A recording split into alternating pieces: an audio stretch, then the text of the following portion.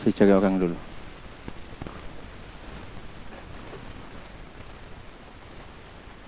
Ada saudaraku itu orang Padang. Mana? Indak. Kakak. Kenapa tunduk-tunduk? Saya tidak lihat muka.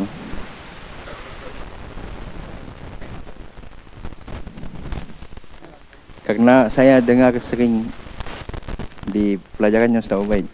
Dah? Jadi kayaknya spesial beliau ini.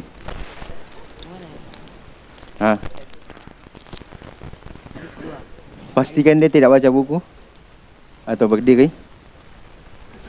Apa? Hadis kedua, Zat. Hadis kedua. Iya. Kita masih hadis kedua. Tak apa. Apa? Sudah kita bilang di awal pertemuan. Sedikit je. Pertemuan kita juga 2 kali je sepekan. Maksudnya. Dan waktu belajar juga tidak semua je.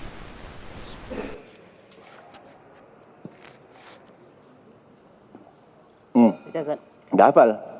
Berdiri? Dah hafal tu? Enggak. Berdiri. Berdiri saya belajar. Tunjuk siapa temanmu lagi yang dah hafal. Biar banyak temanmu berdiri.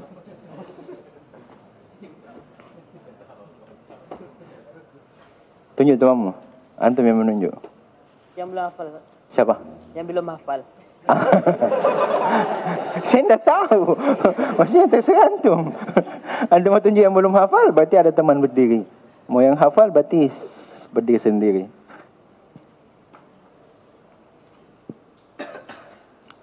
An Umar radhiyallahu anhu qala bainama nahnu julusun inda Rasulillah sallallahu alaihi wasallam dhata yawmin ittala alaina rajulun shadidu bayadi thiyab shadidu sawadi sya'ri la yura alaihi atharu safar wa la ya'rifu minna ahadun hatta jalasan ila nabi sallallahu alaihi wasallam fa asnada rukbatahi ila rukbatahi wa wadda'a kaffaihi ala fahidahi wa qala ya Muhammad ahbirni anil Islam. فقال رسول الله صلى الله عليه وسلم الإسلام أن تشهد أن لا إله إلا الله وأن محمد رسول الله وتقيم الصلاة وتؤتي الزكاة وتصوم رمضان وتحج البيت إن استطعت إليه سبيلا وتحج bukan watuhaj watahuj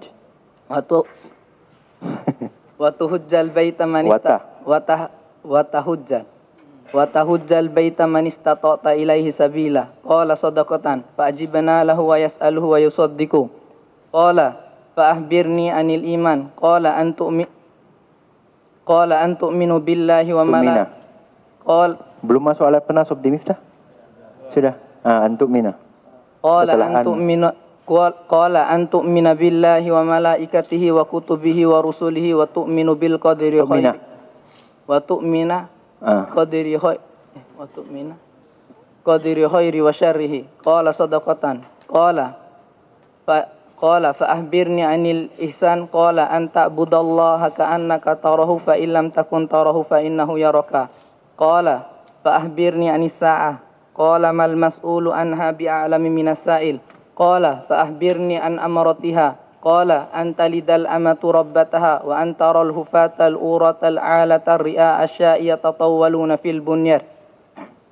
Thumma antalaqa falabithtu maliyan thumma qala ya Umar atadri man Thumma antalaqa falabithtu maliya. Enggak panjang mimnya. Falabithtu maliyan. Masa pelajarannya Ustaz Abdul Rahman ini kenapa saya ngajar? Panjang pendek. Enggak. Falabithtu maliyan. Ya. Terus? Summa qala ya Umar. Summa qala li ya Umar atadri manis sa'il. Qultu Allahu wa rasuluhu a'lam. Qala Allahu wa rasuluhu a'lam. Wa rasuluhu a'lam. Qala fa innahu Jibrilu atakum yu'allimukum dinakum. Fa innahu, kalau pelajaran tajwid jangan main-main. Terus fa innahu Jibrilu atakum. Atakum yu'allimukum dinakum. Ahsan, barakallahu fiik, jazakallahu khair. Bismillahirrahmanirrahim. Alhamdulillahirabbil alamin. Wassalatu wassalamu alal mab'uutsi rahmatan lil alamin. Nabiyina Muhammadin wa ala alihi wa ashabihi wa man tabi'ahum bi ihsanin ila yaumiddin. Amma ba'd. Alhamdulillah, kembali kita lanjutkan pelajaran kita dalam membaca hadis-hadis Nabawi Syarif yang disusun oleh Al-Hafidz An-Nawawi rahimahullahu taala dalam buku beliau Al-Arba'in An-Nawawiyah, dan kita masih dalam pembahasan hadis yang kedua. Insyaallah biiznillah, semoga Allah mudahkan kita selesaikan hadis ini pada pertemuan kita kali ini. Selanjutnya kata beliau, qala fa akhbirni anis sa'ah. Situ ya. Kemarin Al-Ihsan sudah selesai terakhir, kemudian sekarang ucapan fa akhbirni anis sa'ah. Kabarkan kepadaku, kata lelaki tersebut pada Nabi sallallahu alaihi wasallam, akhbirni anis sa'ah. Sampaikan, beritahu saya kapan terjadi hari kiamat tersebut. Hari kiamat tersebut telah kita sebutkan sebagian tentang hari kiamat, bahwasanya tidak cukup kita hanya sekedar mengimani saja, hanya sekedar meyakini saja bahwa itu akan terjadi. Tapi apa yang harus dilakukan? Mempersiapkan diri untuk menghadapinya. Itu yang penting untuk kita ketahui. Bukan hanya sekedar meyakini, memahami bahwasanya akan terjadi hari akhirat. Ini mudah untuk dipahami. Akan tetapi yang terpentingnya adalah, atau yang diinginkan darinya adalah kita mempersiapkan diri untuk menghadapi hari tersebut. Mempersiapkan diri untuk menghadapi hari tersebut. Kemudian Rasulullah sallallahu alaihi wasallam menjawab, beliau menjawab, mal mas'ulu anha bi'alama minas sa'il. Tatkala beliau ditanya akhbirni anis sa'ah, sebelumnya beliau menjawab semuanya. Ditanya tentang Islam, beliau menjawab. Ditanya tentang iman, beliau menjawab. Ditanya tentang ihsan, beliau menjawab. Kemudian ditanya tentang kapan terjadi hari kiamat, beliau katakan mal mas'ulu anha bi'alama minas sa'il. Tidaklah orang yang ditanya itu lebih mengetahui dari yang bertanya. Apa artinya ini? Berarti Jibril tahu? Enggak. Artinya sama-sama tidak tahu. Kita sama-sama tidak tahu. Ini maksud mal mas'ulu anha bi'alama minas sa'il. Kita, saya dan engkau yang bertanya, sama-sama tidak tahu. Sama-sama tidak tahu kapan akan terjadi hari kiamat tersebut. Yang mengherankan adalah apabila ada orang yang mengaku-ngaku mengetahui hal ini. 2012 lah.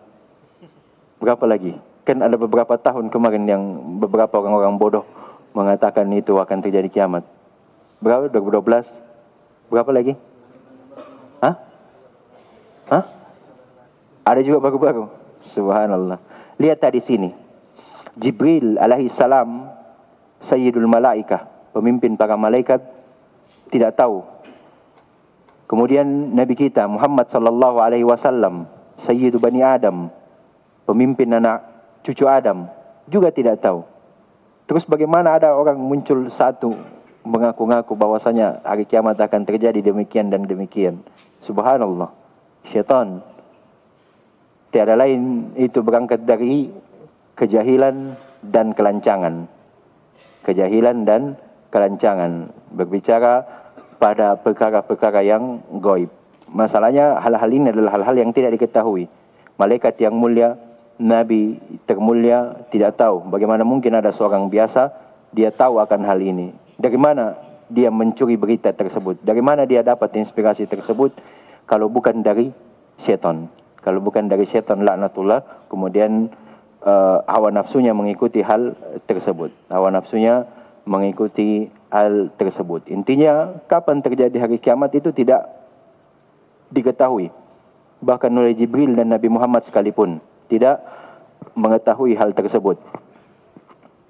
Terlebih lagi selain daripada beliau. Maka sudah bisa kita pastikan, jika ada yang mengaku-ngaku mengetahui waktu kapan terjadi hari kiamat, maka katakanlah dia pendusta pangkat 2 kali 3 katanya. Intinya tidak tahu, sudah dusta, bodoh, hawa nafsu. Katakanlah orang gila. Mungkin bisa kita katakan seperti itu. Mengaku-ngaku mengetahui kapan terjadi hari kiamat. Allahul musta'an. Nasallallahu alaihi wal afiyah. Taib, selanjutnya ketika beliau ditanyai dan menjawab, ya kita sama-sama tidak tahu. Selanjutnya lelaki tersebut bertanya, akhbirni an amaratiha. Maka kalau begitu sampaikan. Di sini tidak lagi dikatakan sodakta ya. Ya karena memang tidak ditahu, tidak dijawab. Maka tidak ada kata sodakta. Kemudian dikatakan akhbirni an amaratiha. Ketika tidak diketahui kapan waktunya terjadi, maka ditanyakan kembali, kalau begitu kabarkan kepadaku, sampaikan padaku, beritahu padaku tentang amaratiha, tanda-tandanya. Tentang tanda-tandanya. Bahwa hari kiamat itu terjadi, memang ada tanda-tandanya. Ada tanda-tandanya. Sebagaimana dalam firman Allah Subhanahu wa taala, "Fahal yanzuruna illa as-sa'ata an ta'tiyahum baghtah faqad jaa'a asyratuha." Apakah kalian menyangka bahwasanya as-sa'ah, hari kiamat itu akan datang baghtah, secara tiba-tiba? Tidak, faqad jaa'a asyratuha. Sungguh telah datang, sungguh telah ada tanda-tandanya. Sungguh telah ada tanda-tandanya. Dan tanda-tanda ini yang akan disebutkan setelahnya oleh beliau Nabi kita sallallahu alaihi wasallam. Tanda-tanda kiamat ini menunjukkan bahwa dekatnya hal tersebut akan terjadi. Tidak ada yang tahu pasti akan waktunya selain daripada Allah Subhanahu wa taala. Akan tetapi kita diberitahu tanda-tandanya. Untuk apa? Untuk mempersiapkan diri. Kembali lagi tadi, di keimanan kita terhadap hari akhir. Bahwa tidak cukup sekedar kita mengimaninya, tapi butuh mempersiapkan diri. Butuh membekali diri untuk menghadapi itu. Makanya disebutkan tanda-tandanya. Disebutkan tanda-tandanya. Dan disebutkan juga tanda-tanda tersebut, ada tanda-tanda yang besar dan ada tanda-tanda yang kecil. Maksudnya tanda-tanda yang semakin dekat tibanya dan lain sebagainya. Maka tatkala beliau ditanyai tentang tanda-tanda hari kiamat, ini beliau bisa menjawabnya karena memang diberi wahyu oleh Allah Subhanahu wa taala, diberi ilmunya. Allah Subhanahu wa taala memberikan ilmu tentang tanda-tanda hari kiamat tersebut. Beda dengan sebelumnya tentang kapan terjadinya. Ini la ya'lamuha illallah, tidak ada yang mengetahui kecuali Allah Subhanahu wa taala. Maka beliau menyebutkan dua tanda. Beliau sallallahu alaihi wasallam menyebutkan dua tanda hari kiamat. Dalam ucapan beliau, fa akhbirni an amaratiha qala antalidal amatu rabbataha.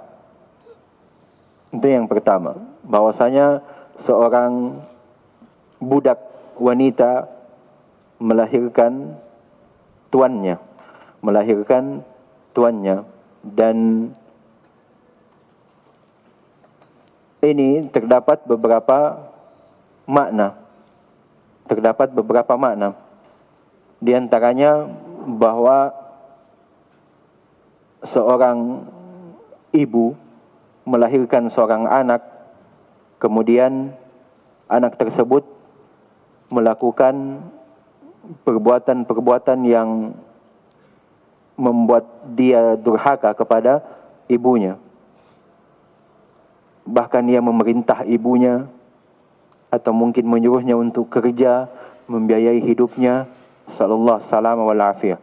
Ini di antara makna bahwa antalidal amatu rabbataha. Seorang anak yang lancang, yang tidak tahu diri, yang bodoh. Dan di zaman kita ini sudah terjadi beberapa berita-berita yang tersebar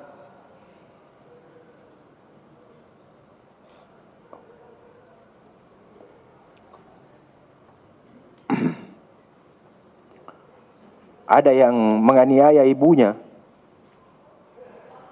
hanya untuk meminta uang misalkan, atau karena kebutuhannya tidak dipenuhi, padahal dia sudah dewasa, sudah bisa bekerja, sudah bisa cari nafkah. Allahul musta'an. Nah, inilah tanda-tanda dari hari kiamat. Di antara makna pertama yang disebutkan dalam menjelaskan hadis antalidal amatu rabbataha, dan juga di makna yang lain bahwasanya disebutkan oleh para ulama, makna dari antalidal amatu rabbataha, bahwa ada seorang budak wanita, al-amah, budak wanita, karena seorang budak itu boleh baginya atau halal baginya untuk mempergauli budak, tuannya boleh untuk mempergauli budaknya ini, boleh untuk mempergauli budaknya, kemudian hamil dan melahirkan seorang anak. Nah, anak ini kan nasabnya ikut ke mana? Ke ayahnya. Ayahnya orang merdeka, berarti anaknya merdeka, sementara ibunya adalah budak. Itu diantara makna-makna. Namun makna yang pertama yang kita sebutkan tadi itu, wallahu a'lam, dampaknya lebih cocok untuk kita jelaskan di zaman ini, di akhir zaman kita ini. Allahul musta'an. Itu diantara tanda yang pertama. Kemudian selanjutnya kata Nabi, berarti ini menjadi tanda yang kedua, wa antaral hufatal uratal alata ri'a asya'i yatatawaluna fil bunyan. Dan tatkala engkau melihat al-hufah, orang yang telanjang kaki, tidak beralas kaki, al-uratah, dan tidak berpakaian, al-alata ri'a asya'i, pengembala kambing ya, ri'a asya'i, pengembala kambing. Apa yang mereka lakukan? Yatatawaluna fil bunyan. Yang disebutkan sebelumnya, tidak beralas kaki, tidak berpakaian, ini keadaannya orang-orang pedalaman. Keadaannya orang-orang pedalaman yang memang kerjaan mereka adalah menggembala. Kebiasaannya adalah menggembala. Tidak beralas kaki biasa. Al-urata, tidak berpakaian, ini maksudnya bukan tidak berpakaian sama sekali ya, bukan telanjang. Enggak, ini orang gila nanti namanya ini. Enggak, yang diinginkan di sini adalah dia berpakaian tapi pakaiannya tidak mencukupi untuk menutupi seluruh tubuhnya. Itu makna pertama. Kemudian makna yang lain bahwasanya dia berpakaian tapi kumuh, lusuh, tidak indah tampilannya dalam berpakaian. Itu makna al-urah. Jangan dipahami bahwasanya tidak beralas kaki, tidak berpakaian, ya sama sekali tidak berpakaian, telanjang, tidak. Tidak dipahami seperti itu. Jadi dia tetap memilih berpakaian, tapi pakaian yang mungkin maknanya masuk ke usang, pakaiannya lusuh, dan yang semakna dengan itu. Dan di dalam keadaan seperti ini adalah mereka termasuk orang-orang yang fakir, miskin. Orang miskin dalam keadaan seperti itu, tidak beralas kaki, berpakaian yang tidak cocok. Nama-nama itu sebagaimana yang disebutkan oleh Syekh Shalih Al-Fauzan hafizahullah taala. Dan mereka ri'a asya, yaitu mengembalakan kambing atau unta, mengembalakan hewan ternak lah. Itulah kebiasaan mereka di pedalaman, pekerjaan mereka di pedalaman. Bahwasanya mereka mengembala kambing, pakaiannya lusuh. Kadang juga tempat tinggalnya kadang cuma di biasanya gubuk-gubuk kecil kalau kita di Indonesia. Kalau di daerah Timur Tengah biasanya mereka kemah-kemah, nomaden, istilahnya, yang berpindah-pindah ya, dari satu tempat yang lain. Mereka cuma tinggal di kemah-kemah. Tatkala mereka ini keadaan seperti ini, orang yang miskin ini pengembala, yatatawaluna fil bunyan, mereka berlomba-lomba untuk membangun, memperindah, mempertinggi bangunan, maka inilah menjadi tanda dari kiamat telah dekat. Siapa namanya saudaraku? Hazwan. Mau duduk? Hafal besok? Ya? Duduk. Ya. Di mana minta tadi? Hazwan. Tatkala mereka ini dalam keadaan ini, atau mungkin kita simpulkanlah bahwasanya mereka ini keadaannya orang-orang miskin, orang-orang fakir. Tatkala mereka berlomba-lomba dalam meninggikan bangunan, itu termasuk salah satu dari tanda-tanda dekatnya hari kiamat. Ya, bukankah kalau saya melihat sebagian orang di Indonesia telah terjadi hal yang seperti ini. Bahkan pernah saya dikabarkan oleh seorang yang terpercaya, ada seorang yang meminta-minta, sudah tua sekarang, sudah keriput. Minta-mintanya kayaknya sudah puluhan tahun. Rumahnya itu mewah. Rumahnya itu mewah katanya. Ya mungkin saya ketika mendengar itu, saya teringat langsung dengan hadis ini. Bahwa ya inilah bentuk kebenaran risalah yang dibawa oleh Nabi kita Sallallahu Alaihi Wasallam. Ini menjadi bukti juga bahwa benarnya apa yang dibawa dari 1400-an tahun yang lalu dikabarkan, sekarang telah nampak hal-hal tersebut. Jadi ini dua tanda kiamat yang disebutkan oleh Nabi kita Sallallahu Alaihi Wasallam. Selanjutnya kata beliau atau kata Umar radhiyallahu taala anhu, "Tsumman talaqa."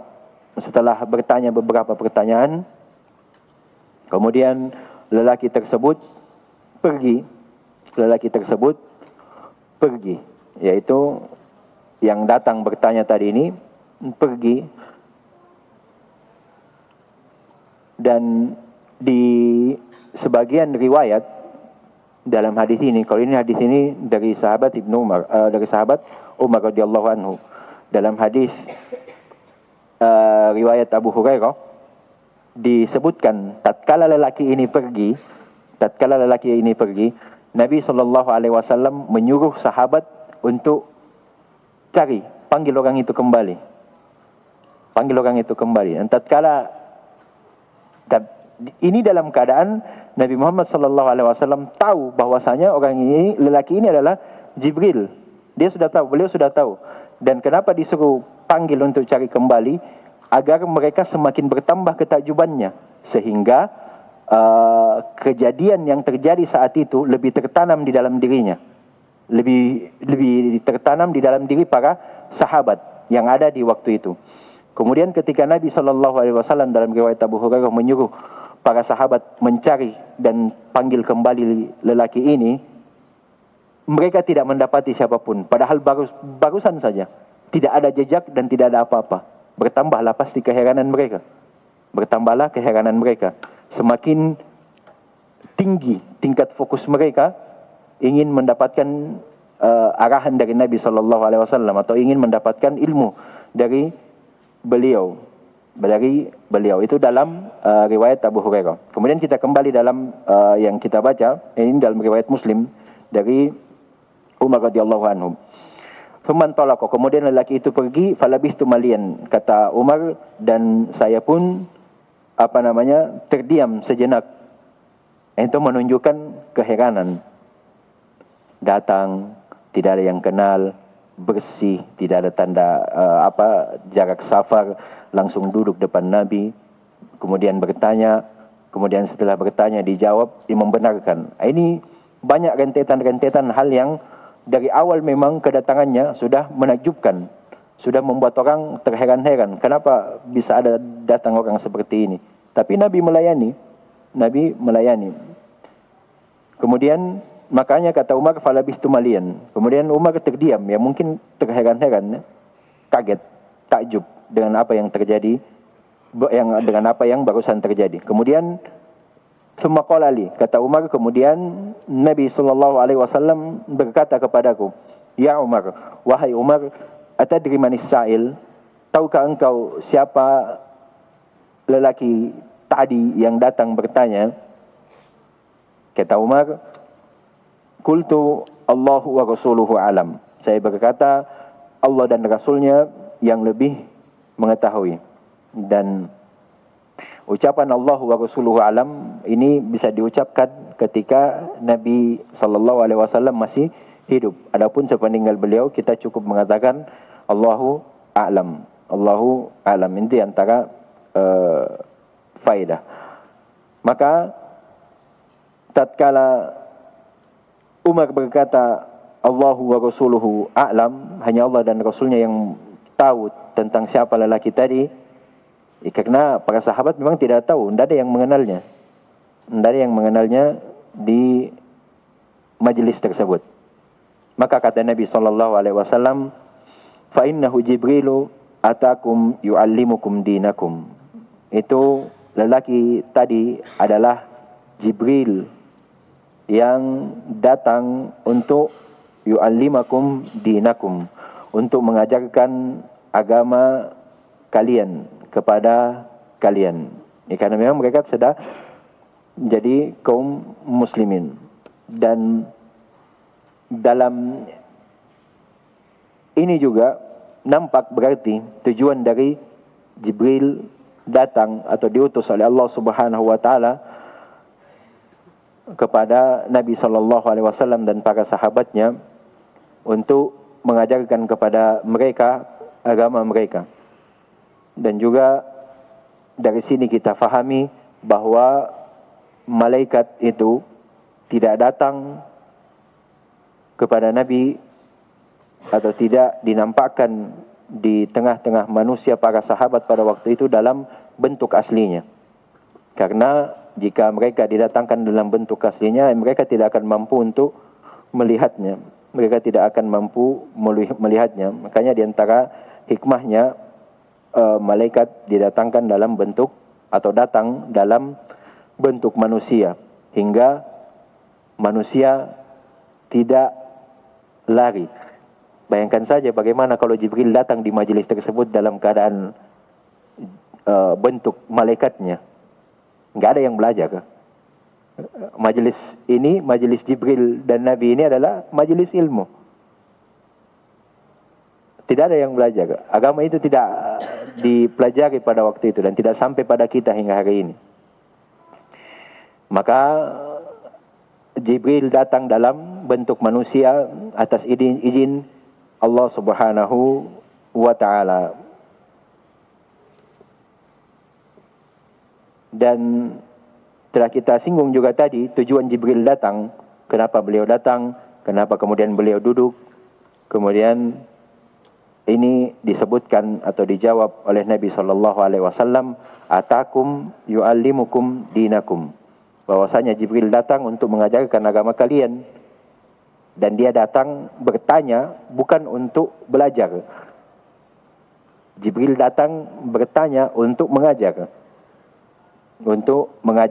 Nah, sudah disebutkan juga di awal bahwasanya di antara thariqah atau jalan atau metode dalam belajar itu adalah dengan tanya jawab, dan ini kita lihat nampak bagi kita dalam hadis Jibril yang kita baca ini. Dan juga terdapat di antaranya dalil yu'allimukum dinakum, bahwasanya agama itu, kita itu beragama di atas ilmu. Kita itu beragama di atas ilmu. Para sahabat saja diajarkan ilmu, sementara mereka yang paling dekat dengan Nabi SAW, manusia-manusia pilihan yang dipilih oleh Allah Subhanahu wa taala untuk menemani Nabi, mereka belajar, diajarkan agama kepada mereka. Maka pantas, cocok kita katakan bahwasanya tidak ada agama tanpa ilmu. Tidak ada agama tanpa ilmu. Dan tiada lain agama itu didapatkan dengan belajar. Agama itu didapatkan dengan belajar. Dan segala puji bagi Allah Subhanahu wa taala yang memudahkan kita pada hari ini, kemarin, dan insyaallah yang akan datang. Semoga Allah mudahkan kita untuk senantiasa berada di atas jalan thalabul ilm, di atas jalan menuntut ilmu. Karena memang seseorang beragama itu hanya dengan ilmu, hanya dengan ilmu. Tidak diambil dengan warisan, tidak diambil dengan kisah-kisah atau dongeng-dongeng, tidak diambil dengan taklid, tidak diambil dengan bidah-bidah. Tidak, tiada lain ilmu itu diambil dengan ilmu. Tiada lain agama itu diambil dengan ilmu. Bukan juga sekadar pengakuan-pengakuan. Telah berlalu bersama kita bahwasanya tidak cukup seseorang itu mengaku dirinya Muslim, tapi dia tidak mempelajari agamanya, tidak mempelajari cara solat, cara zakat, ketentuan zakat, cara puasa, cara haji dan lain sebagainya daripada amalan-amalan yang disyariatkan kepada kita. Juga yang terpenting dalam hadis ini adalah, di antara hal yang terpenting adalah bahwa agama ini tersusun dalam 3 maratib, dalam 3 tingkatan. Tingkatan yang pertama adalah Islam dengan rukunnya yang 5. Yang kedua adalah iman dengan rukunnya yang 6. Kemudian yang ketiga dan tertingginya adalah al-ihsan. Dia hanya satu rukun. Jika engkau tidak anta'budallaha ka'annaka tarahu fa illam takun tarahu fa innahu yaraka. Engkau beribadah kepada Allah seakan-akan engkau melihat Allah, dan jika tidak mampu dapat di martabat ini, maka ketahuilah bahwa Allah Subhanahu wa taala melihatmu, pasti melihatmu. Dan berarti seseorang yang ihsan sudah pasti dia mukmin dan muslim. Seseorang yang mukmin sudah pasti dia muslim, sudah pasti dia muslim, belum tentu dia ihsan. Dan seorang muslim ia adalah mereka yang mewujudkan 5 rukun, 5 pokok-pokok. Dan bukan berarti sebagaimana yang sudah kita jelaskan, Islam adalah semuanya hanya terbatas pada 5 ini. Tidak, tapi 5 rukun ini adalah pondasi-pondasinya, pokok-pokoknya, yang di atasnya lah dibangun keislaman, di atasnya dibangun keislaman. Dan dalam hadis ini terdapat motivasi bagi kita untuk senantiasa bersemangat dalam mempelajari agama ini. Dan bahwasanya seorang muslim itu wajib mempelajari agamanya. Karena tidak mungkin dia bisa beramal tanpa ada ilmu yang ia miliki. Sekedar pengakuan saja tidak akan menyelamatkan kita dari api neraka. Harus berislam dan harus beramal. Dan harus beramal. Karena tanpa adanya ilmu, kita tidak mungkin bisa untuk mewujudkan apa-apa yang diwajibkan kepada kita. Tidak cukup. Dan menjadi hal yang sangat mengherankan bagi kita, sekaligus menjadi sangat disayangkan bagi kita ketika ada orang yang mengaku dirinya sebagai seorang muslim tapi tidak sholat, tidak puasa, tidak menunaikan zakat, dan tidak melakukan amalan-amalan lainnya. Ini adalah hal yang sangat disayangkan, dan seharusnya seorang penuntut ilmu harus merasa khawatir juga terhadap orang lain, karena tujuan kita beramal, tujuan kita belajar adalah mengangkat kebodohan dari diri kita sendiri, kemudian mengangkat kebodohan dari orang lain. Tapi tentunya ini harus dilalui dengan metode-metode, dengan jenjang-jenjang yang tertentu. Maka sepantasnya kita semangat dalam mempelajari agama kita. selesai dari hadis yang kedua ini biidznillah taala, dan itu penjelasan ringkas saja segitu. Saya mencoba lebih ringkas lagi tapi ternyata tidak bisa, Allah musta'an. Alhamdulillah kita ambil dengan berapa majelis? 5 ya. Dengan 5 majelis tidak apa-apa. Bahkan seharusnya lebih dari itu. Ketika kita ingin menjelaskan tentang keimanan kepada Allah saja, itu sudah kita terbagi menjadi tauhid 3. Nah, itu kalau mau dibahas satu persatu mungkin butuh beberapa buku. Namun insyaallah semoga apa yang telah kita jelaskan telah mencukupi dari apa yang diinginkan. Insyaallah kita lanjutkan lagi hadis berikutnya di pertemuan selanjutnya. Bismillahirrahmanirrahim taala. Subhanakallahumma wa bihamdik, asyhadu an la ilaha illa anta, astaghfiruka wa atubu ilaik. Walhamdulillahirabbil alamin.